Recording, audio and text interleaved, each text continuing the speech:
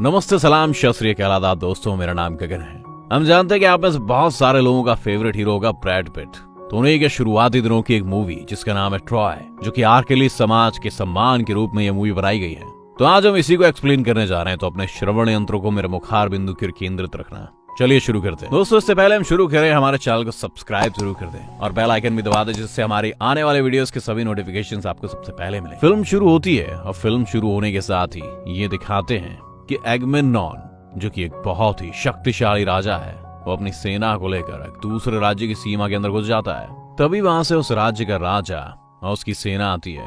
एगमेम्नॉन और उसकी राज्य के राजा आमने सामने खड़े होते हैं और वहां का राजा बोलता है कि तू अपनी सेना को मेरे राज्य से हटा लो। एगमेम्नॉन कहता है कि तुम मेरे लिए लड़ो। वो राजा कहता है कि तुम पूरी दुनिया को हासिल नहीं कर सकते। एगमेम्नॉन कहता है कि ऐसा कई राजाओं ने कहा था, आज वो सब मेरे लिए लड़ते हैं। एगमेम्नॉन कहता है कि काम करो, पुराने तरीके से सवाल को सेटल कर लेते हैं। तुम अपना बेस्ट वॉरियर लेके आओ और मैं अपना बेस्ट वॉरियर को बुलाता हूँ। दोनों में से जिसका भी वॉरियर जीतेगा उसी की जीत हो जाएगी। अगर तुम्हारा वॉरियर जीता तो मैं कल सुबह सुबह अपनी सेना को लेके यहाँ से निकल जाऊंगा। अगर मेरा जीता तो तुम अपना राज्य अपने पास रख सकते हो, लेकिन जब भी मैं तुम्हें वॉर के लिए बुलाऊंगा तुम्हें मेरा साथ देना पड़ेगा, अपनी सेना को लेके आना पड़ेगा। वो कहता ठीक है। अब वो राजा अपने बेस्ट वॉरियर को आवाज लगाता है, वॉरियर्स। वहां से एक 8 फुट लंबा चौड़ा तगड़ा इंसान निकल के आता है, जो कि बहुत ही बलिष्ठ आदमी होता है। एगमेम्नॉन भी अपने वॉरियर को जोर से चिल्ला के बुलाता है। वो कहता है आर्किलीज। वहां से कोई भी नहीं आता, उसकी बज्जी हो जाती है। दूसरी सेना के सारे सेनापति जितने भी लोग होते हैं हंसने लग जाते हैं। तभी वहां का राजा कहता है कि मेरे वाले, इस जंगली शेर को देख के हमेशा ऐसा होता है। लेकिन बोली भी उससे कहता है कि तुम्हें नहीं पता तुम किसके बारे में बात कर रहे हो। तभी एक आदमी घोड़े पर सवार होकर आता है और कहता है कि अलीविया सेना के साथ नहीं आया, वो मस्त आराम फरमा रहा है। उससे पूछता है कि कहाँ है वो, तो बोलते हैं कि बस वो आता ही होगा, उसको बुलावा भेजा है। तभी हम देखते हैं कि आर्किलीज 2 लड़कियों के साथ सोया हुआ है। आर्किलीज का जिसने कैरेक्टर किया है, जिसका मैं भी बहुत बड़ा फैन हूँ दोस्तों, जिसका नाम है ब्रैड पिट। इस फिल्म में बेस्ट कैरेक्टर निभाया आर्किलीज का ब्रैड पिट ने। अब आर्किलीज उस जगह पर आ जाता है जहाँ पर उसका घमासान युद्ध होना था। आर्किलीज के आने के बाद एडमिरल आर्किलीज को बोलता है कि तुम्हें इस बात के लिए कोड़े लगने चाहिए कि तुम एक काम करो, ये लड़ाई अपनी खुद ही लड़ लो। तभी दूसरा राजा बोलता है कि तुम सब लोगों को देखो, तुम इनमें से कई 100 कई हजार लोगों को बचा सकते हो। वो ऐसा इसलिए कहता है क्योंकि अगर आर्किलीज उससे लड़ेगा तो इन दोनों की लड़ाई से युद्ध का फैसला हो जाएगा। अब मैं आपको दोस्तों एगमेम्नॉन के बारे में बताता हूँ। ये एक बहुत ही शक्तिशाली राजा है और इसके अंडर में बहुत सारे राजा हैं जो इसके साथ देते हैं। मतलब जब भी बुलाएगा ये तो उन सबको आना पड़ेगा इनका साथ देने के लिए। और आर्किलीज उसके राज्य में रहता है और वो एक बहुत बड़ा वॉरियर भी है, लेकिन वो एगमेम्नॉन से बिल्कुल नहीं रहता। बल्कि इन दोनों का दोस्तों ये खेल है 36 का आंकड़ा एकदम। जब आर्किलीज का मन करता है तभी वो अपने एटीट्यूड में आता है। और एगमेम्नॉन खुद भी आर्किलीज से डरता है थोड़ा थोड़ा, आपको बता दूं तो। अब आर्किलीज उस राजा से कहता है कि सोचो, राजा अपनी लड़ाई खुद लड़े तो कितना दिलचस्प नजारा होगा। ये कह के आर्किलीज उस इंसान के सामने, जो कि बहुत बड़ा वॉरियर खड़ा, उससे लड़ने के लिए चला जाता है। आर्किलीज भागता हुआ जाता है और एक ही बार में एक ही झटके से उसका काम तमाम कर देता है। और उनकी पूरी सेना के आगे एकदम शेर की तरह खड़ा हो जाता है। पूछता है, Is there no one else? क्या तुम्हारी सेना में कोई नहीं है? और उस पूरी सेना में किसी के अंदर भी इतनी हिम्मत नहीं थी कि उस आर्किलीज से लड़ा सके। तभी उस सेना का राजा आगे बोलता है कि लो कमान है, अपने राजा को दे दो, क्योंकि उसकी शाही मोहर होती है। आर्किलीज कहता है कि वो मेरा राजा नहीं है। अब उस मूवी का नाम दोस्तों ट्रॉय क्यों है? क्योंकि ट्रॉय का युद्ध बहुत ही फेमस था और ट्रॉय एक बहुत बड़ा राज्य है और उस राज्य के राजा के 2 बेटे हैं। एक का नाम है हेक्टर और दूसरे का नाम है पेरिस। हेक्टर एक बहुत बड़ा योद्धा है, जिस तरह से आर्किलीज है उसी तरह से हेक्टर भी है, लेकिन आर्किलीज इतना बड़ा तो नहीं है। खैर, उसकी बात बाद में करेंगे दोस्तों, उसका भी दुनिया में नाम होता है। हेक्टर और पेरिस, जो कि दोनों राजकुमार होते हैं, वो दोनों स्पार्टा आए हुए हैं, क्योंकि स्पार्टा और ट्रॉय के बीच में कई युद्ध हो चुके हैं। अब दोनों राज्य एक दूसरे के दोस्त हैं। एक्चुअली ये टेबल पर बैठकर एक दूसरे की दोस्ती का हाथ ही बढ़ा रहे हैं। वो एक दूसरे का बहुत सम्मान करते हैं, खातिरदारी करते हैं और वो सभी लोग यहाँ पर कई दिनों से हैं। और जो यहाँ का स्पार्टा का राजा है ना, वो एगमेम्नॉन का छोटा सगा भाई भी है और उसकी बीवी का नाम हेलेन है। हेलेन बहुत ही सुंदर है। हेलेन की सुंदरता के चर्चे दूर दूर तक फैले हुए हैं दोस्तों। अब जो हेक्टर का छोटा भाई होता है, उसका और हेलेन का आपस में अफेयर था, यानी प्यार हो जाता है। अगले दिन जब हेक्टर और पेरिस वापस जाते हैं तो पेरिस हेक्टर से बिना बताए हेलेन को अपनी शिप में ले आता है, बिना बताए। बीच रास्ते में हेक्टर को बताता है कि मैं उससे प्यार करता हूँ और उसे मैं अपने साथ ले आया हूँ। हेक्टर इस बात से बहुत गुस्सा होता है, क्योंकि हेक्टर इस बात को जानता है कि इस बात का अंजाम बहुत बुरा होगा। अब हेक्टर कहता है कि शिप को वापस घुमाओ, हम हेलेन को वहीं वापस छोड़ के आएंगे, क्योंकि हेक्टर नहीं चाहता कि मेरे भाई की बेवकूफी की वजह से ट्रॉय में युद्ध हो और हजारों लोगों की जान जाए। पर पेरिस कहता है कि अगर आप उसे वहां छोड़ोगे तो मैं भी वहीं रहूंगा। एक्टर कहता है कि वो लोग तुम्हें मार देंगे। पेरिस कहता है कि मैं अपने प्यार के लिए अपनी जान भी दे सकता हूँ। अब हेक्टर को अपने भाई की जिद के आगे घुटने टेकने पड़ते हैं और वो हेलेन को लेके अपने देश ट्रॉय आ जाता है। वहीं दूसरी ओर एगमेम्नॉन का भाई एगमेम्नॉन के पास जाकर बोलता है कि तुम्हारे भाई ने मेरी पत्नी को चुराकर सिर्फ मेरा अपमान नहीं किया बल्कि पूरे मुल्क का अपमान किया है। अब मैं उनके साथ युद्ध करना चाहता हूँ, उन पर आक्रमण करना चाहता हूँ, क्या मेरा साथ दोगे? एगमेम्नॉन बोलता है हाँ मैं तुम्हारा साथ जरूर दूंगा, क्योंकि कहीं ना कहीं एगमेम्नॉन खुद चाहता था कि वो ट्रॉय पे एक दिन कब्जा करे। ये उसका कई सालों का सपना होता है और अब उसे अपना सपना पूरा करने का मौका भी मिल गया था। अब यहाँ पर एक इंटरेस्टिंग चीज ये है कि आर्किलीज इसमें नहीं जाना चाहता क्योंकि वो एगमेम्नॉन के लिए लड़ना ही नहीं चाहता। अब रात को जब एगमेम्नॉन अपने साथियों के साथ युद्ध की स्ट्रेटेजी बना रहा होता है, यानी इसकी तैयारी कर रहा होता है, तो उसका साथी कहता है कि हमें उस युद्ध के लिए आर्किलीज की हेल्प की जरूरत पड़ेगी। एगमेम्नॉन कहता है कि आर्किलीज को कंट्रोल नहीं किया जा सकता और वो ट्रॉय वालों से लड़ने की बजाय हमसे ही लड़ने लग जाएगा। एगमेम्नॉन एक डार्क शेड यानी कि एक नेगेटिव शेड का यानी कि क्रूर राजा का कैरेक्टर, उसका सलाहकार कहता है कि एक बहुत बड़ा युद्ध होने वाला है, ऐसा युद्ध आज से पहले कभी भी नहीं हुआ है और हमें एक महान योद्धा की जरूरत है और आर्किलीज एक महान योद्धा है। एगमेम्नॉन कहता है कि मैं जानता हूँ और वो आर्किलीज को मनाने के लिए उसके पास एक राजा को भेजता है और वो राजा उससे कहता है कि उन लोगों ने हमारी बेइज्जती की है। आर्किलीज कहता है कि उन्होंने सिर्फ एक आदमी की बेइज्जती की है और उससे मेरा कोई वास्ता नहीं है। वो कहता है कि बहुत बड़ा युद्ध होने वाला है, इसमें दो योद्धा लड़ेंगे, उनका नाम हजारों लाखों में याद रखा जाएगा और आर्किलीज भी चाहता है कि उसका नाम सदियों तक याद रखा जाए, जब तक ये धरती है तब तक। अब आर्किलीज उसे कोई जवाब नहीं देता। उसी टाइम उसी दिन आर्किलीज अपनी माँ से मिलता है और यहाँ पर दोस्तों आर्किलीज की माँ के बारे में ये कहा जाता है कि वो एक देवी है। एक बात आपको बता दूं आर्किलीज के बारे में, जो कि मूवी में नहीं है लेकिन हिस्ट्री में है दोस्तों। कहते हैं कि आर्किलीज जब पैदा हुआ था तो उसकी माँ ने उसे उसके टखने से पकड़कर नदी में डुबाया था और आर्किलीज का पूरा शरीर अमर था, लेकिन जहाँ से उसकी माँ ने उसे पकड़ा था यानी इसी एंकल से, सिर्फ उसी हिस्से को भेदा जा सकता था। आर्किलीज की माँ से कहती है कि वो लोग चाहते हैं कि तुम इस युद्ध में जाओ, लेकिन अगर तुम इस युद्ध में नहीं जाना चाहते हो तुम मेरे पास रह सकते हो, तुम्हारी बीवी होगी, खूबसूरत बच्चे होंगे, सब तुम्हें बहुत प्यार करेंगे, लेकिन तुम्हारा नाम सदियों तक याद नहीं रखा जाएगा। और अगर तुम इस युद्ध में जाते हो तो जब तक ये धरती है तब तक तुम्हारा नाम याद रखा जाएगा, लेकिन अगर तुम इस युद्ध में गए तो फिर तुम कभी वापस लौट के नहीं आ पाओगे, मैं तुम्हें कभी नहीं देख पाऊंगी। आर्किलीज कहता है माँ जो तुम कह रही हो ना कि सच में होगा? वो कहती है हाँ मैं जानती हूँ सच में होगा, क्योंकि आर्किलीज अब कभी वापस नहीं आएगा, यानी कि वो मरने वाला है। लेकिन फिर भी आर्किलीज ये फैसला करता है कि वो जाएगा और ट्रॉय के युद्ध की वो तैयारी करता है और ट्रॉय के युद्ध के लिए हजारों शिप्स निकल जाते हैं दोस्तों। वहीं दूसरी ओर हेक्टर जो अपने राज्य की तरफ पहुंचता है वो अपने पिता से कहता है कि हमें हेलेन को वापस भेज देना चाहिए। उसके पिता कहते हैं कि वो दोनों एक दूसरे से प्यार करते हैं और हमने हेलेन के प्यार पेरिस को बदलते हुए देखा है। हेक्टर कहता है कि हम अपने भाई के प्यार के लिए ट्रॉय को जलते हुए नहीं देखना चाहते। मेनेलॉस अपने भाई एगमेन के पास पहुंच गया और उसने उससे कहा है कि वो उसकी बीवी को चुरा के लाए और वो हमसे युद्ध करने के लिए कभी भी आ सकते हैं। वो कहता है कि आप तो एगमेम्नॉन को जानते हैं कि वो सालों से हमें तबाह करना चाहता था, अगर उन्होंने हमला किया तो हम ये युद्ध बिल्कुल नहीं जीत सकते। उसके पिता कहते हैं कि ट्रॉय की दीवारें बहुत ऊंची हैं और आज तक उन्हें कोई नहीं भेद पाया। ट्रॉय की दीवारें वाकई में इतनी ऊंची हैं दोस्तों, ये सच है कि वहां कोई आया ही नहीं पाया था। एक्टर एक बहुत ही अच्छे दिल का इंसान होता है और वो नहीं चाहता था कि उसके भाई के प्यार की वजह से उसकी सजा पूरे ट्रॉय वासियों को मिले। वहीं दूसरी तरफ एगमेम्नॉन की फौज ट्रॉय पहुंचने वाली होती है, हजारों शिप्स समुद्र में देखने को मिलते हैं। तभी एगमेम्नॉन देखता है कि एक शिप बहुत ही आगे होता है। वो अपने सलाहकार से पूछता है कि वो कौन है।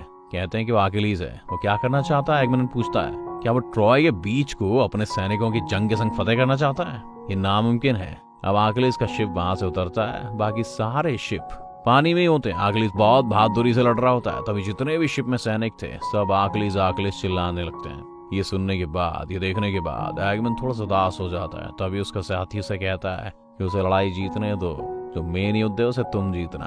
वो कहता है कि मैंने ऐसे बहुत सारे युद्ध देखे हैं जिनमें राजा कौन था कोई नहीं याद रखता, क्योंकि उन युद्ध में आर्किलीज इस तरीके से लड़ते हैं कि उन्हीं का अंत में नाम हो जाता है और राजा को कोई भी क्रेडिट नहीं मिलता। ऐसा एगमेम्नॉन बिल्कुल नहीं चाहता था। अब आर्किलीज अपने साथियों के साथ बहुत ही बहादुरी से लड़ता है। वहां पर जो भी मंदिर होते हैं उनकी पादरी वादरी सबको निपटा देते हैं वो लोग, और जितने लोग लड़कियां होती हैं उन्हें बंदी बना लिया जाता है। तभी एक ऐसा पल आता है जब हेक्टर उसके सामने आ जाता है। वो हेक्टर के सारे लोगों को पहले ही मार चुका है और आर्किलीज के साथ उसके आदमी भी होते हैं, लेकिन आर्किलीज उसे नहीं मारता। वो कहता है कि हमारा युद्ध कल होगा, तुम घर जाओ, और वो उसे छोड़ देते हैं। अब आर्किलीज जब अपने खेमे में आता है तो वहां पर देखता है कि लड़की बंधी हुई बैठी होती है, उसके आदमी बैठा होता है। वो कहता है कि उसे अपोलो के मंदिर से बंदी बना कर लाए, और ये लड़की होती है हेक्टर की कजन। वो आर्किलीज को कहती है कि तुमने मंदिर के पुजारी को मारा, अखिलेश कहता है कि मैंने कई लोगों को मारा, पुजारी उनमें से कोई भी नहीं था, तो उन्हें तुम्हारे लोगों ने मारा होगा।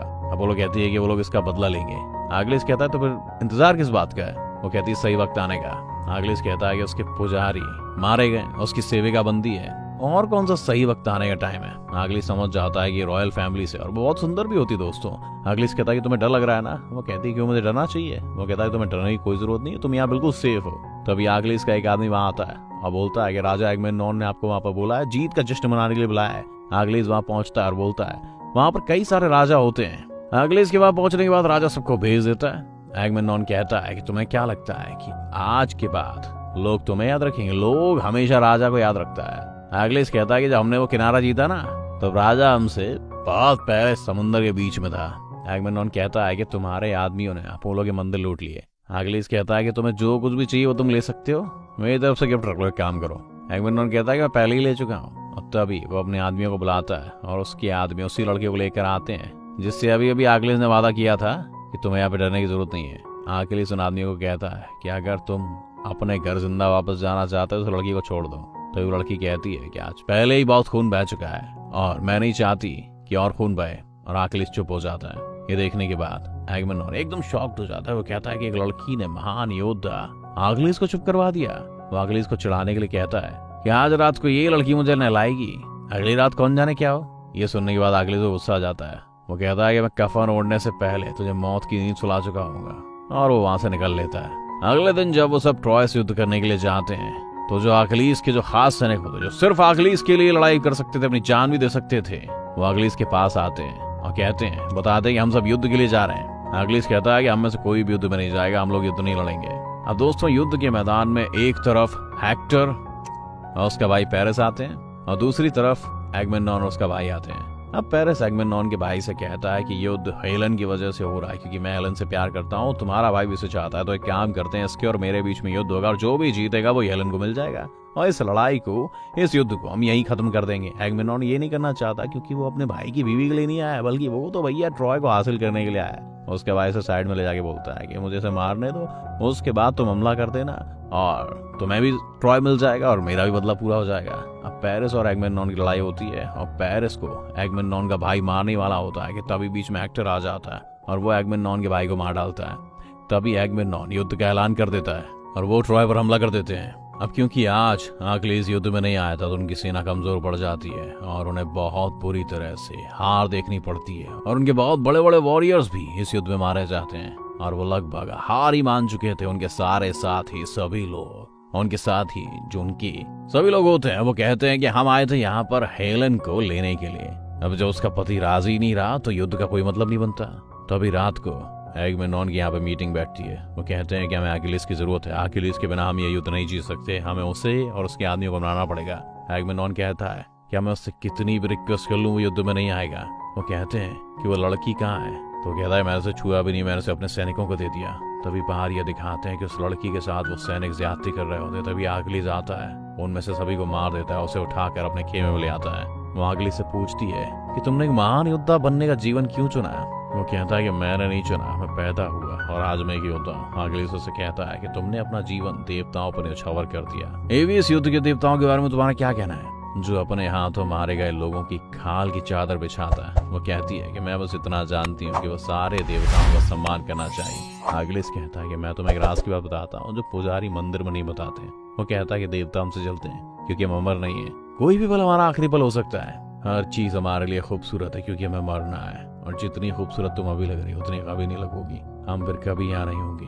वो कहती है कि मैं तो तुम्हें जंगली समझती थी। अब वो सो जाता है और रात को वो लड़की अखिलेश को मारने के लिए चाकू लेकर आती है, पर बंद आंखों में अखिलेश बोलता है कि मार दो। वो कहती है कि अगर मैंने तुम्हें नहीं मारा तो तुम और भी लोगों को मारोगे। वो कहता है कि हाँ बिल्कुल मैं ऐसा करूंगा। वो उसे नहीं मारती और दोनों के बीच में संभोग हो जाता है और दोनों को एक दूसरे के प्रति प्यार की फीलिंग भी आ जाती है। अब अखिलेश ये फैसला करता है कि वो युद्ध नहीं करेगा और वो वापस जाने की तैयारी करेगा। वो कहता है कि नाव में सारा सामान लाद दो, हम कल सुबह वापस निकलेंगे। अब होता क्या दोस्तों, उसी रात को ट्रॉय वाले इन पर हमला कर देते हैं, लेकिन ये युद्ध के नियमों के विरुद्ध है दोस्तों, और हेक्टर इस चीज के लिए मना भी करता है, लेकिन हेक्टर की सुनता कौन है। और वो रात को जो ट्रॉय के सैनिक होते हैं वो उन पर हमला कर देते हैं। इस युद्ध में अखिलेश के साथ उसका कजन भी आया हुआ होता है और अखिलेश उससे बहुत प्यार करता था। उसकी अखिलेश से शक्ल भी मिलती है, और वो इस बात से बहुत नाराज होता है कि हम वापस जा रहे हैं, क्योंकि वो लड़ना चाहता था। उसको इस बात से बहुत दुख होता है कि हमारे देश वाले, हमारे कंट्री के लोग मर रहे हैं, हम कुछ नहीं कर रहे हैं। तो रात को जब उन पर वो हमला करते हैं, उनको याद आता है कि आर्किलिस की सारी ढाल, तलवार, कवच सब कुछ लेकर वो चला जाता है। वो कहता है चलो युद्ध के लिए चलते हैं फिर हम। अब वो सोचते हैं कि वो आर्किलिस है, जबकि वो आर्किलिस का कजिन होता है, और सभी उसके साथ जाते हैं। सभी के अंदर एक जोश आ जाता है। पूरी सेना को लगता है चलो आर्किलिस आ गया, अब तो वो और पूरे जोश के साथ लड़ने लग जाते हैं। और वो आर्किलिस की तरह ही लड़ते हुए सबको हराने की कोशिश करने लग जाते हैं। अब उसके सामने हेक्टर होता है और हेक्टर उसे मार देता है। और जब हेक्टर उसे मारता है तो वो देखता है कि वो आर्किलिस नहीं है बल्कि उसका कजिन है। अब हेक्टर वापस चला जाता है, और वापस जाने के बाद वो बड़ा परेशान होता है, और रात को अपनी बीवी को एक खुफिया रास्ता दिखाता है और कहता है कि अगर जरूरत पड़े कि यहाँ से तुम भाग सकती हो। वहीं दूसरी तरफ जब आर्किलिस को पता चलता है कि उसके भाई को हेक्टर ने युद्ध में मार दिया, तो इस बात से भाग भूला हो जाता है। अगली सुबह वो अकेला ट्रॉय की दीवारों के बाहर खड़ा हो जाता है और हेक्टर को ललकारता है। हेक्टर बाहर आ जाता है। युद्ध से पहले हेक्टर आर्किलिस को बोलता है कि हम दोनों के बीच में एक कॉन्ट्रैक्ट करना चाहता हूँ कि जो भी युद्ध जीतेगा वो मरने वाले को पूरा सम्मान देगा। आर्किलिस कहता है कि शेर और इंसान के बीच में कोई भी कॉन्ट्रैक्ट नहीं होता। इसके बाद आर्किलिस और हेक्टर की जबरदस्त लड़ाई होती है। आर्किलिस लड़ाई में हेक्टर को मार डालता है। दोस्तों अगर आप मूवी देखोगे ना तो ये फाइट सीन बहुत ही जबरदस्त है। इसको मैं पर्सनली रिकमेंड करता हूँ, कई बार यूट्यूब पर जा जाकर देखता भी हूँ। अब जब हेक्टर मर जाता है तो वो उसे वहां छोड़ता नहीं है, उसे अपनी बग्गी पर बांधता और घसीटता हुआ अपने खेमे में चला आता है। ये देखकर ट्रॉय वाला को बहुत दुख होता है, क्योंकि सभी हेक्टर से बहुत प्यार करते थे और हेक्टर था भी बड़ा उसूलों वाला इंसान। अब रात को जो ट्रॉय का राजा होता है वो आर्किलिस के खेमे में आता है और वो कहता है कि मैं चाहता हूँ कि मैं अपने बेटे को पूरा सम्मान दूं जो मौत के बाद हर एक योद्धा को दिया जाता है। आर्किलिस कहता है कि मैं चाहूँ तो तुम्हें अभी मार सकता हूँ। राजा कहता है कि जिसका जवान बेटा मर गया हो तुम्हें क्या लगता है मौत से डरता होगा। उन दोनों के बीच में काफी बातें होती हैं। फाइनली आर्किलिस ये डिसाइड करता है कि वो हेक्टर को उसे वापस लौटा देगा और हेक्टर को उसे वापस लौटा देता है। आर्किलिस कहता है कि हमारे देश में मौत का शोक 12 दिन तक मनाया जाता है। राजा कहता है कि ऐसा ही हमारे देश में भी होता है। आर्किलिस कहता है कि मैं आपको वादा करता हूँ कि 12 दिन तक ट्रॉय पर कोई भी आक्रमण नहीं करेगा। तभी वहां पर हेक्टर की कजिन भी आ जाती है। राजा कहता है कि हमें लगा कि अब तुम इस दुनिया में नहीं रही, और आर्किलिस उसे छोड़ देता है, कहता है कि तुम जा सकती हो। आर्किलिस कहता है कि तुम आराम से जाओ, तुम्हें कोई नहीं रोकेगा। इस बात से एडमिरॉन पूरी तरह से भड़क जाता है। कहता है वो कौन होता है उसे 12 दिन का पीस देने वाला। वो कहता है कि यही सही टाइम था फतेह हासिल करने का, उन पर आक्रमण करने का।